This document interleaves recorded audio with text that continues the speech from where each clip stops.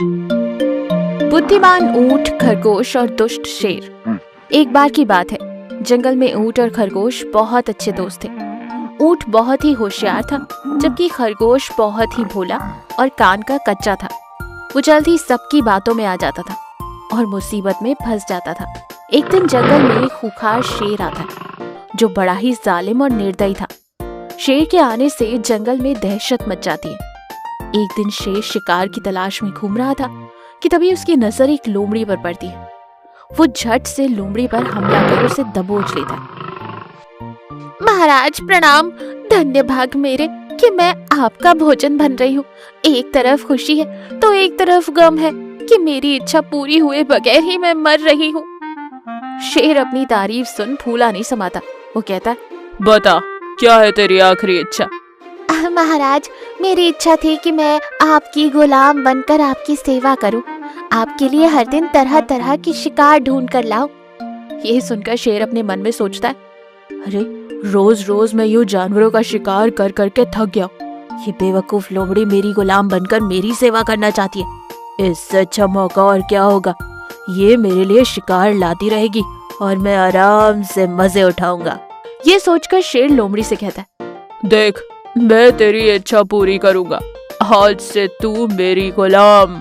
मगर हाँ, चालाकी की या फिर शिकार लाने में देरी की तो तू ही मेरा शिकार बन जाएगी। ये कहकर शेर लोमड़ी को छोड़ देता है। लोमड़ी शेर का धन्यवाद करती है और वहां से चली जाती है। उस दिन से लोमड़ी जानवरों को बहला फुसलाकर शेर के पास ले आती और शेर उन्हें शिकार कर कर खा जाता। शेर के तो बड़े मजे चल रहे थे। एक दिन लोमड़ी घूम घूम कर थक जाती और उसे एक भी जानवर दिखाई नहीं देता। वो अपने मन में सोचती, अरे बाप रे, एक भी जानवर दिखाई नहीं दे रहा। अब मैं क्या करूं? अगर शिकार नहीं मिला तो वो शेर मुझे ही अपना शिकार बना लेगा। मैं क्या करूं? वहीं दूसरी ओर जानवरों को भी शक हो गया था कि लोमड़ी ही जानवरों को बहला फुसलाकर शेर का शिकार बना रही है। वो लोमड़ी से बात करना तो दूर, उसके आसपास भी नहीं आ रहे थे। जंगल में घूम रही लोमड़ी को सुअर नजर आती। लोमड़ी सुअर के पास जाती और कहती, अरे दोस्त, कहाँ जा रही हो? आजकल दिखाई नहीं दे रही। अरे ओ लोमड़ी, बंद कर अपनी चिकनी चुपड़ी बातें। मुझे पता है तू जानवरों को बहला फुसलाकर शेर के पास ले जाती है ताकि वो हमारा शिकार कर सके। चल जा यहाँ से, धोखेबाज कहीं की। ये कहकर सुअर वहाँ से भाग जाती। लोमड़ी अपने मन में कहती है, अरे बाप रे, लगता है जानवरों को मेरी सच्चाई का पता चल गया। अब मुझे बहुत ही सावधानी से काम करना होगा। यूं सोचकर लोमड़ी आगे बढ़ रही थी कि तभी उसकी नजर खरगोश पर पड़ती है। खरगोश को देखकर लोमड़ी लड़खड़ाते हुए उसके पास जाती है। दोस्त, मेरी मदद करो, मेरे बच्चे घर में भूखे हैं और मेरे पैर में मोच आ गई है। अरे लोमड़ी, क्या हुआ? तुम्हारे पैर में ये मोच कैसे आई?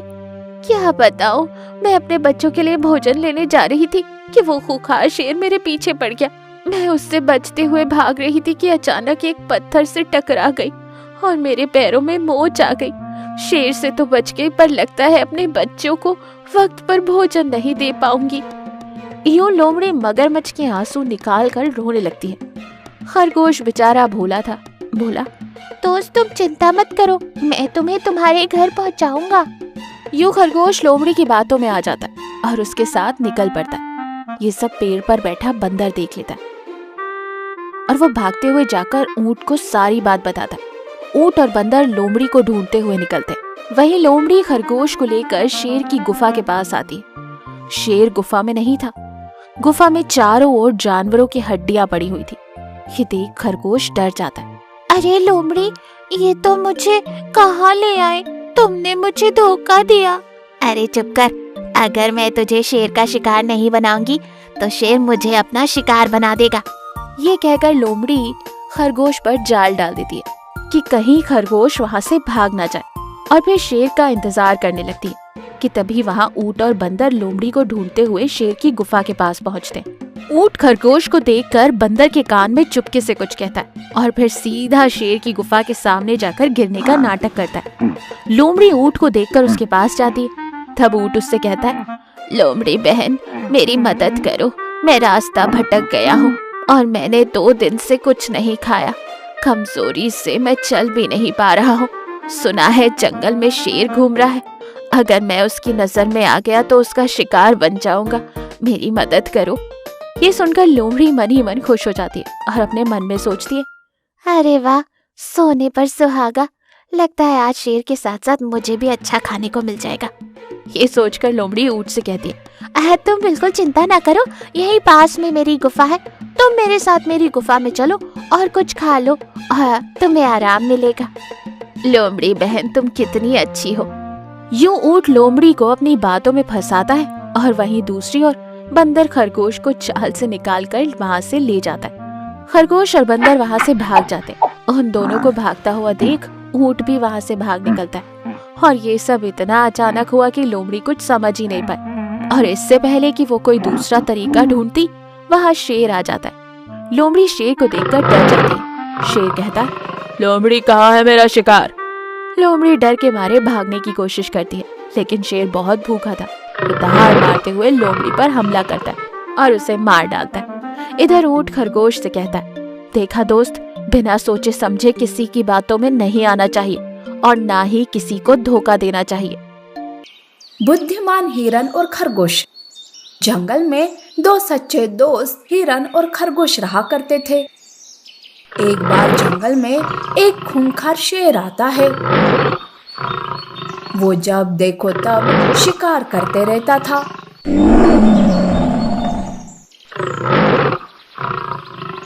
इसी वजह से जानवर डर के मारे घरों में छुप कर रहा करते थे, जिससे उनकी जान तो बच जाती थी, पर उन्हें खाने के लिए कुछ नहीं मिलता था।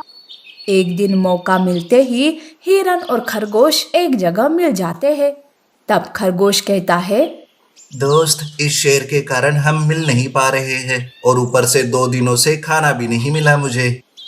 अरे मैं भी तो बिना खाए घर में ही छुपी हुई हूँ। खरगोश, हम एक काम करते हैं, क्यों ना हम दोनों शेर के आने से पहले खाना ढूंढ कर लाए, फिर हमें जो कुछ मिलता है उसे हम आपस में आधा आधा बांट देंगे। इससे हमारी खाने की परेशानी दूर हो जाएगी। हाँ, ये सही है हिरन। ठीक है, 1 घंटे के बाद इसी जगह पर मिलते हैं। खरगोश और हिरन अलग अलग होकर बड़ी ही सावधानी से खाना ढूंढने निकलते हैं। खरगोश पहले से ही भूखा था, इसीलिए वो जल्दी से थक जाता है। खरगोश एक जगह पर बैठ जाता है। तभी वहां लोमड़ी आती है। खरगोश को देखकर वो मन ही मन सोचती है, अरे वाह खरगोश, शेर के आने से पहले मैं ही इसका शिकार कर लेती हूँ। वैसे खरगोश तो थका हुआ लग रहा है, ऐसे में वो मेरे पंजों से बच नहीं पाएगा। वैसे भी शेर की वजह से इस जंगल में शिकार कम होते जा रहे हैं। लोमड़ी दबे पांव आकर खरगोश को दबोच लेती है। तब खरगोश चिल्लाने लगता है, अरे चुप कर रे, आज तो मैं तुझे भून कर खाऊंगी। ज्यादा आवाज की ना तो शेर आ जाएगा और वो भी तुझे छोड़ेगा नहीं। लोमड़ी खरगोश को लेकर अपने इलाके में आती है। लोमड़ी खरगोश को रस्सी से पेड़ से बांध देती है और आग जलाती है, ताकि वो उस आग में खरगोश को भून कर खा सके। बेचारा खरगोश खुद की मौत को सामने देखकर दुखी हो रहा था। आज तो मैं नहीं बच सकता, काश आखिरी बार मैं मेरे दोस्त से मिल पाता। खरगोश रो रहा था। उधर हिरन उसी जगह पर आती है, पर खरगोश को न पाकर उसे चिंता होने लगती है। अरे ये खरगोश कहाँ रह गया? मुझे लगा था कि मेरे देर से आने से वो मुझ पर नाराज हो जाएगा, पर वो ही नहीं आया। कहीं शेर ने तो उसे नहीं पकड़ा ना? हिरन खरगोश की राह देखते रहती है कि तभी वहाँ चिड़िया आती है और कहती है, अरे हिरन, ऐसे बाहर क्यों हो? शेर आ जाएगा तो बचना मुश्किल हो जाएगा।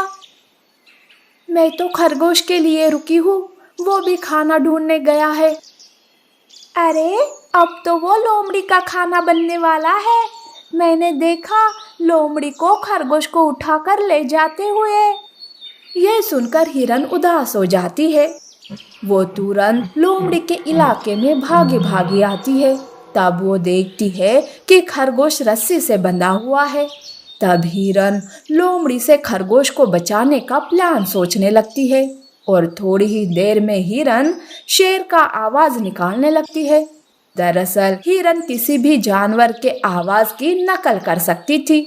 लोमड़ी शेर की दहाड़ सुनकर सोचती है, बाप रे, लगता है शेर आ रहा है। अगर उसने मुझे यहाँ देख लिया ना तो वो खरगोश के साथ साथ मुझे भी खा जाएगा। अब तो यहाँ से भागना ही होगा।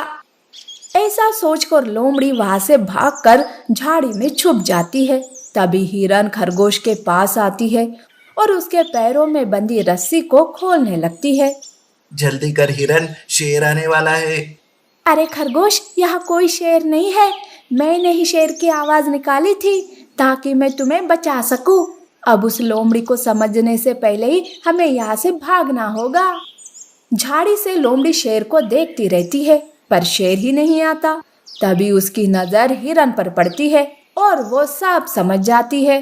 तब लोमड़ी को बहुत गुस्सा आता है और वो उन दोनों के सामने आकर कहती है, अरे हिरन, तुमने मुझे बेवकूफ बनाया शेर की आवाज निकालकर।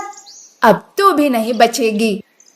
लोमड़ी हिरन पर हमला करने जाती है कि तभी वो नीचे गिर जाती है क्योंकि खरगोश ने उसका पैर रस्सी से बांध दिया था। तब वो दोनों उस पर हंसने लगते हैं पर अचानक से तभी सच में शेर के आने की आहट होती है। खुद के ही जाल में फंस गई है तू लोमड़ी, अब शेर तुझे नहीं छोड़ेगा। वो हंसते हुए वहां से भाग जाते हैं तो लोमड़ी रोने लगती है, अरे नहीं नहीं, मुझे ऐसा छोड़कर मत जाओ। अरे मुझे भी अपने साथ ले जाओ। लोमड़ी रस्सी को खोलने की कोशिश करती रहती है पर तभी वहां शेर आता है और वो उसका शिकार कर लेता है। गर्भवती हिरन और जंगली सुअर की दोस्ती, चालाक भेड़िए की राजनीति। एक बार एक जंगली सुअर शिकारी के बिछाए जाल में फंस गया। बेचारा बहुत देर तक चिल्लाता रहा और छटपटाता रहा पर किसी ने उसकी आवाज नहीं सुनी। अब वो बस डर के मारे शिकारी के आने का इंतजार कर रहा था। ये क्या, मैंने इतनी बड़ी गलती कैसे कर दी। अब वो शिकारी मुझे आकर यहाँ से ले जाएगा। मुझे फिर से एक बार किसी को मदद के लिए पुकारना चाहिए। शायद इस बार कोई आ जाए। सुअर फिर से मदद के लिए पुकार रहा था कि तभी अचानक वहां से गुजरते हुए एक गर्भवती हिरन के कानों में सुअर की आवाज पहुंची और वो तुरंत उस आवाज का पीछा करते करते शिकारी के जाल तक पहुंच गए। सुअर को वहां छटपटाता हुआ देख उसे उस पर बहुत दया आई। अरे ये क्या हुआ भैया, तुम इस जाल में कैसे फंस गए? वो सब मैं तुम्हें बाद में बताऊंगा, पर पहले मुझे यहाँ से बाहर निकालो। कहीं अगर शिकारी आ गया तो मेरे साथ तुम्हें भी ले जाएगा।